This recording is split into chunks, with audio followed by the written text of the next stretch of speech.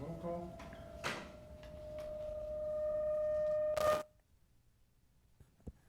Danny Wiley, Present. Charlie Ramirez, Present. Jonathan Laraga, Romeo Robles, Present. Rafael Munguia, Luis Madrigal, Andy Castro, Present. Jonathan Laraga. Present. We have a quorum. Okay, thank you. Need a recommendation for the excuse of absence? Mr. Chairman, I'll make a motion to excuse the absentees.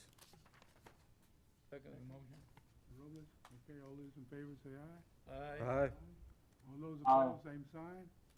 Okay, motion carries. Public testimony, anybody signed up? No one has signed up, Mr. Chairman. Nobody, okay. Approval of the minutes of January the 25th. Review the minutes, please.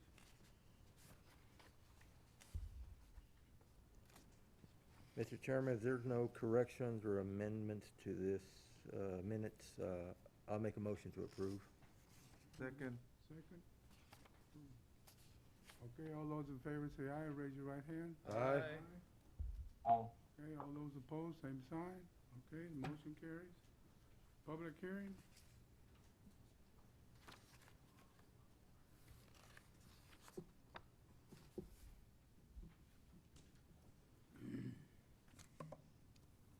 Good evening, gentlemen. Della Robles, Planner 1 for the City of Pharr. Tonight, we have 6 items for your recommendation. Items 1, 2, and 3 are tabled items, which will stay tabled. Item number 4, D&G's LLC, doing business as El Toxico Drive-Thru, has filed with the Planning and Zoning Commission a request for a conditional use permit and late hours permit to allow the sale of alcoholic beverages for on-premise consumption in a general business district C. The property is legally described as being 0.5 of an acre more or less out of Lot 203, Valle de la Primavera subdivision, Pharr, Hidalgo County, Texas. The property's physical address is 6713 South Jackson Road. The property is currently zoned General Business District C.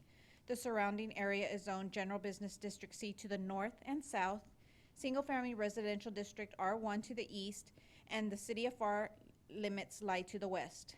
This area is generally designated for commercial use in the land use plan.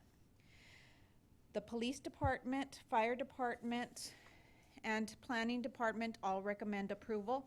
The Health Department and Code Compliance are pending reinspection for the conditional use permit. The hours of operation will be Sunday through Friday from 12 p.m. to 12 a.m.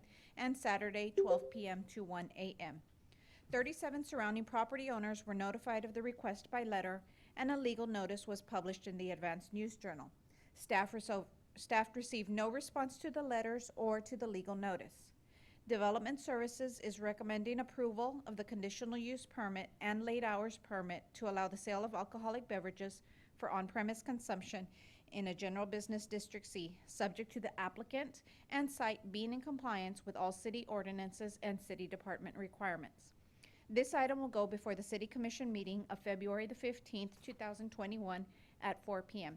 And gentlemen, we do have representation in the audience. Okay, does the applicant have any comments at this time? No. No? Okay, thank you.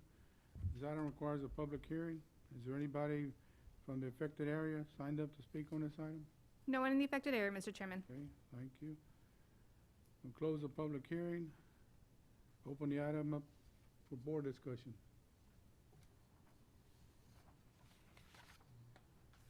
I have nothing. No discussion? Remotely, no discussion? Okay. We close the board discussion. Open up the floor for any motions. Mr. Chairman, I'll make a motion to approve. Okay, need a second? I'll second, Mr. Chairman. Okay, Mr. Laraga. Okay, all those in favor, say aye. Raise your right hand. Aye. Okay, all those opposed, same sign. Okay, the motion carries. Thank you.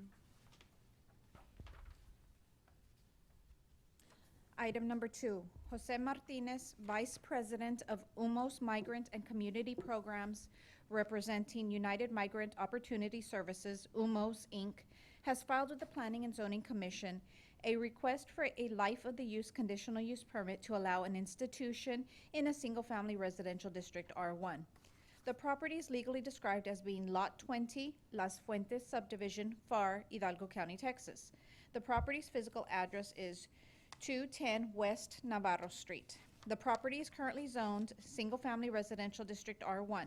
The surrounding area is zoned Single-Family Residential District R1 to the north, south, east, and west. This area is generally designated for public, semi-public use in the land use plan. The Fire Department, Code Compliance, Health Division, and Planning Division all recommend approval. 57 surrounding property owners were notified of the request by letter, and a legal notice was published in the Advance News Journal. Staff received no response to the letters or to the legal notice. Development Services is recommending approval of the life of the use conditional use permit to allow an institution in a single-family residential district R1, subject to the items as set in the packet before you. This item will go before the City Commission meeting of February the 15th, 2021 at 4 p.m. And gentlemen, we do have representation in the audience. Okay, is the representation for the applicant, have any comments at this time? Just one, I just wanted to, Come on. Yes, sir. Please state your name and your address. Jose Martinez from Humos, 110 South Salinas, Donna, Texas. I just wanted to clarify the statement on institution. We are a migrant and seasonal Head Start program, early care and education. I just wanted to provide clarity in terms of what institution means or what it defines. And we provide early Head Start services. We are a multi-state agency, so we provide services in 6 different states, now here in the state of South Texas as well. Happy to be here tonight. Okay, thank you. Yeah. Okay, this item requires a public hearing. Anybody in affected area signed up to speak on it? No one in the affected area, Mr. Chairman. Okay, close the public hearing. Open the item up for board discussion. Okay, is the new applicant the same business that was there before? Yes, sir, it is. Previously, it was a Head Start program in 1996. In 2007, they renewed because they extended, they made additional classrooms. And then in 2018, a new one came in, a new owner, also a Head Start program, as well as UMOS. So they've been in compliance all of these years. Any more board discussion? No. None? Okay, we'll close the board discussion. Open the floor up for any motions. Chairman, I move to approve CUP 210102. Okay, second? I'll second. Second, Shorty Ramirez, okay. All those in favor say aye, raise your right hand. Aye. All those opposed, same sign. Okay, motion carries. Item number 6, Meldon and Hunt, Inc., representing Adelante Holdings Ltd. owners, has filed with the Planning and Zoning Commission a request for a change of zone from Agriculture and/or Open Space District AO and Residential Townhouse District RTH to Residential Multifamily High Density District RMF HD in order to develop the property for multifamily residential use. The subject site, which is located on the east side of North Sugar Road with the physical address of 2605 North Sugar Road, the property is legally described as being a 2.17 acre tract of land, more or less, out of Lot 151, Kelly Pharr Tract, Pharr, Hidalgo County, Texas. The property fronts North Sugar Road, an 80-foot major collector that runs north and south with a posted speed limit of 30 miles per hour or less, as identified in the City of Pharr's thoroughfare plan. The property is currently zoned Agriculture and/or Open Space District AO and Residential Townhouse District RTH. On March the 3rd, 1987, the east 185 feet out of the west 690 feet of the north 145 feet of the subject property was zoned to Residential Townhouse District RTH. On November the 27th, 1984, the property to the north was zoned to Residential Mobile Home District MH, and on January the 25th, 2020, the property to January the 25th, 2000, the property to the south was zoned to Residential Multifamily District RMF. The property to the west was zoned from General Business District C to Single Family Residential District R1 on March the 15th, 2005, and the property to the east was zoned Agriculture and/or Open Space District AO. There have been no other zoning requests within the general vicinity of the subject property since that time. The property is generally designated for industrial use in the land use plan. The residential multifamily high-density district is established to provide adequate space and site diversification for medium to high-density areas. This may be zoned to transitional areas developed for single-family usage, but because of the need for rehabilitation or changes in the character of the neighborhood, are now deemed unsuitable for suitable for multifamily development. This zone allows medium to high-density developments and should be located where additional requirements for streets, water and fire protection, wastewater, drainage, and adequate open space shall be met. RMFHD uses should not run traffic over long distances of single-family residential sites, streets, or neighborhoods, and should be located close to arterials or collectors capable of carrying the additional traffic. Multifamily developments are not a buffer between single-family and commercial uses and should be properly buffered from non-residential land uses and traffic, or from pollution and environmental hazards.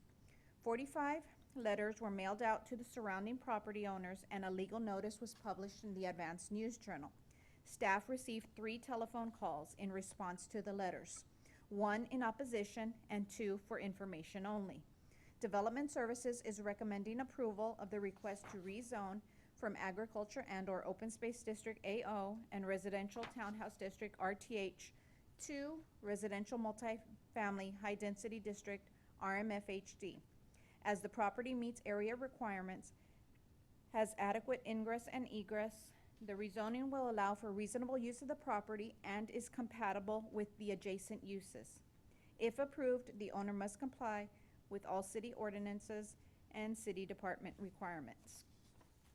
This item will go before the City Commission meeting of February 15th to 21 at 4 p.m. And gentlemen, we do not have representation in the audience. Okay, thank you. This item requires a public hearing. Is there anybody that lives in the affected area signed up to speak on this item? No one in the affected area, Mr. Chairman. Okay, thank you. We'll close the public hearing. Open the item up to board discussion. I know we haven't gone that far yet, but on the opaque buffer, what will it be required on all 4 sides, 3 sides, or what? It's going to be on the side of the mobile homes. Just The other side No. not is, required on the highway, no, sir, No, not required along the highway, okay. on Sugar Road. Sugar Road, that's the west. Okay, any other questions? None? Mr. Chairman, I have a Go ahead. question. What was the opposition, or did they state what the opposition was, what the reason was for them opposing for this approval to Because of the buffer fence. She wanted to make sure that there was going to be a buffer between her property and the multifamily, which is required. Okay, I have no question. Okay, that's it, no more discussion? Okay, we'll close the board discussion, open the floor for any motions. Mr. Chairman, I make a motion to approve. Need a Second, Mr. Robles? Okay, all those in favor, raise your right hand and say aye. Aye. Okay, all those opposed, same sign. Okay, motion carries. Thank you, gentlemen. Thank you. Okay, next item is announcements and other business. None, Mr. Chairman. None? Okay, and then there's only one left, adjournment. Yes, sir. I'll second. Second, okay, all those in favor, say aye, raise your right hand. Aye. Aye. All those opposed, same sign. No opposition, okay, the motion carries then. Thank you. Have a good evening, guys. Thanks, everybody. Bye.